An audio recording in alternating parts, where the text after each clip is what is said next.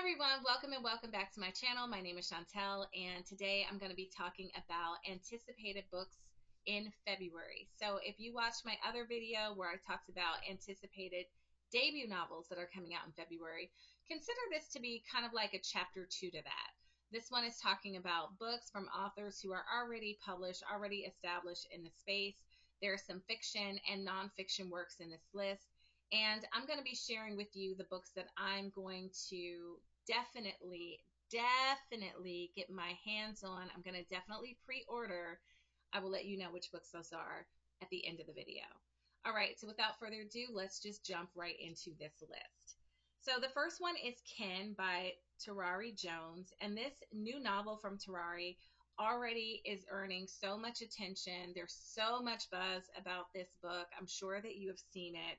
The story centers on two lifelong friends whose lives converge again after many years apart. If An American Marriage taught us anything, it's that Jones excels in intimacy and moral complexity. That's kind of like what the comment says about the description of this book. I cannot speak for that because I have not read Jones's work. So this will be my first. But I have heard a lot of good things about her work. So I'm, want to read this. I definitely know at some point. So this is Ken. Okay, next is Brawler by Lauren Groff. And this is a collection of short stories that is already one of people's most anticipated books of the year. Groff is operating at the height of her powers, individually electric stories that come together to form something ferocious and cohesive. So, if you like short stories, which I always love to have some collections of short stories on my shelf for me to grab, because sometimes I do want to finish a story from beginning to end. I just want to finish it and I don't have time maybe to pick up a novel and to do that. So short stories, that it gives me that satisfaction. I might actually do a video on my favorite collection of short stories. I will write that down. I will write that down because I think that will be good to do. Okay. So next is, and that book is coming out on February 24th, and Ken is also coming out on February 24th, you guys. The next, I would say, three books are coming out on February 3rd. So the first is Language as Liberation by Toni Morrison.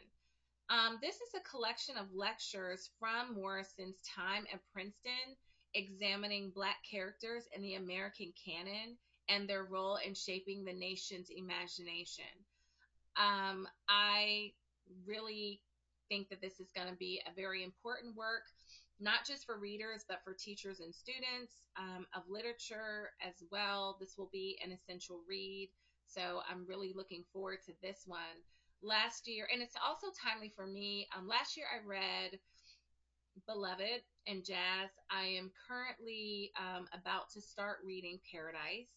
And so yeah, I think that this is really good. So, Language as Liberation, Toni Morrison, February 3rd. Okay, also coming out February 3rd is a novel called Clutch by Emily Nimmons.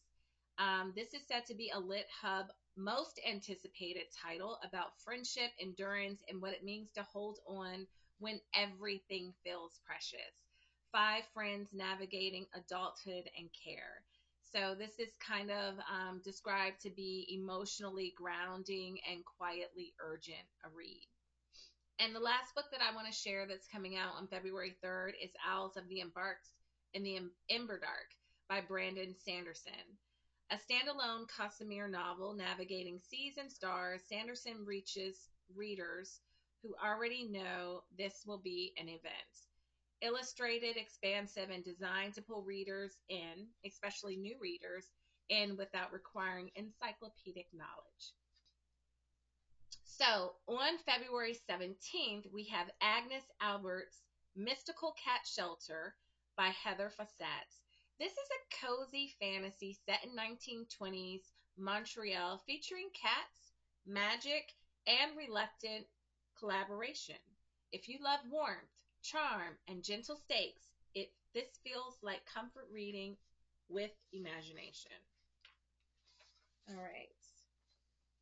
And we also have on the 24th, we have the Calico Cat at the Chibinkino Kitchen by Yuta Takashaki. I might have pronounced that wrong. I apologize. Takahashi. I think that's how it is. Takahashi. This is a Japanese novel about food, memory, fate, and brief reunions with those we've lost. For fans of Before the Coffee Gets Cold and quite magical realism, this might be one for you if you like that. All right. So those are the books, the ones that I will be pre-ordering, so that I make sure that I am really supporting these authors. Definitely Ken by Terari Jones. I cannot wait to read that. One. I also will be getting Language as Liberation by Toni Morrison. This is just an important work that needs to live in my home. And I also teach my girls literature. I'm a homeschooling mom as well, for those of you all who don't know, as well as an editor. And so I know that this will serve both my personal life and my professional life in that way. So I'm definitely getting that. Nowhere Burning by Catriona Ward. Did I talk about that book? I don't think I did. That's what was so confusing. So, this book is a dark survival story that blends Peter Pan mythology with Lord of the Flies energy and the Colorado Rockies. Harrowing, beautiful, and unsettling. It says Ward does not pull any punches. So, I am not familiar with this author.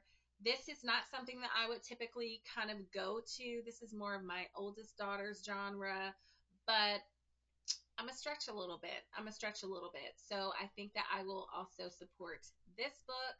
Please, please, please, if you have a book that really sparked your interest, has you a little curious, maybe you like the author, maybe you read something of theirs before, or you just have heard something about it, or even in my description of these books, something has sparked your interest, please consider pre ordering their works.